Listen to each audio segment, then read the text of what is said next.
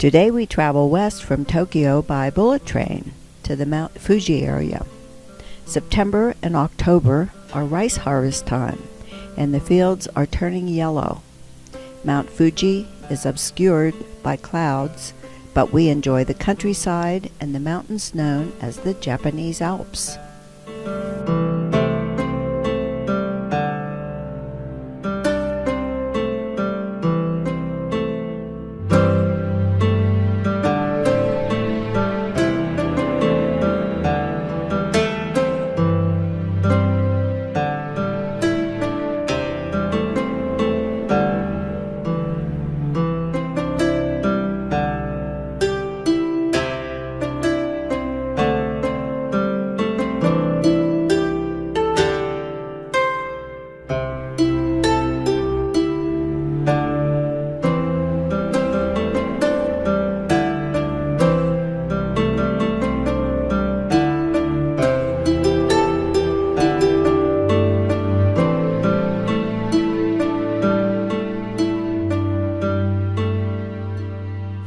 We spend the night at a 150-year-old traditional Japanese-style inn in Suwa.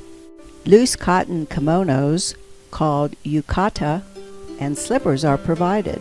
Shoes are not worn in this inn or in Japanese homes. A traditional Japanese dinner is served, where we each cook our own Kobe beef and vegetables on individual hibachis. Mats are placed on the floor at night for sleeping.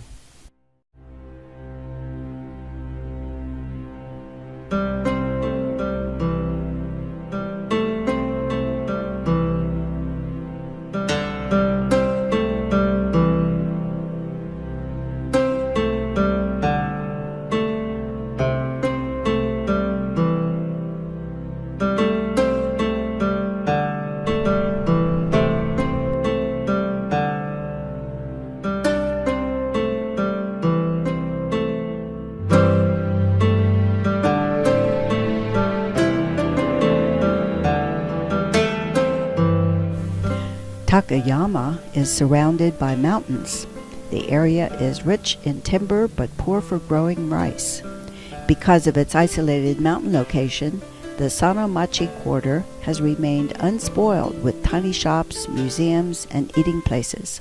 The pure water is ideal for sake brewing.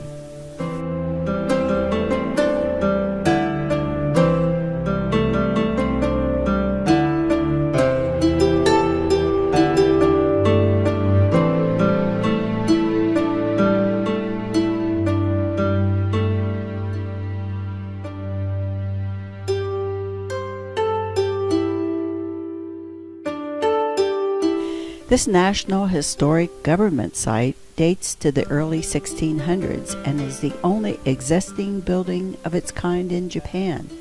Tax collection, finance, police action, judicial procedures, and forest management took place here.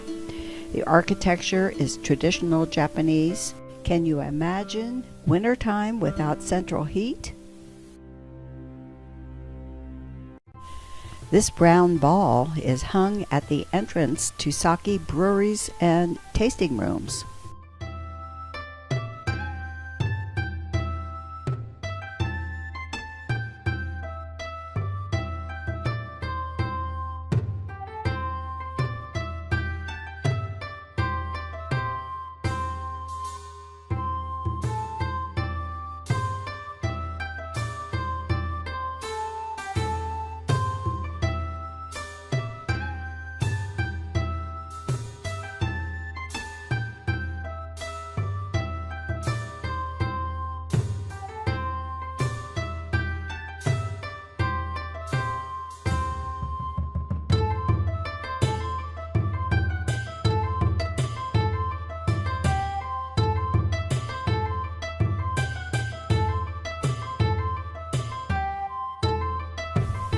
After World War II, when Japan was rebuilding the nation, there were chronic shortages of electricity.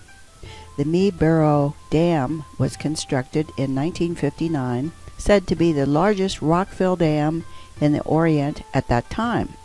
This meant that villages were flooded and 1,200 people had to abandon their homes. During the construction, 2 400-year-old cherry trees were discovered. One weighed an estimated 40 tons. Both were successfully transplanted and are thriving to this day.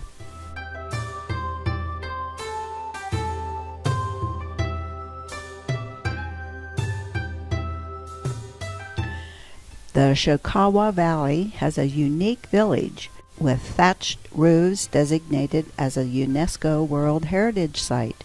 The village is Shirakawago. The steep thatched roofs are shaped like praying hands to withstand heavy snow and shed rain so the straw does not rot. These homes would perhaps house a family of 20 or 30 people. All of them were involved with the cultivation of silkworms on the upper levels.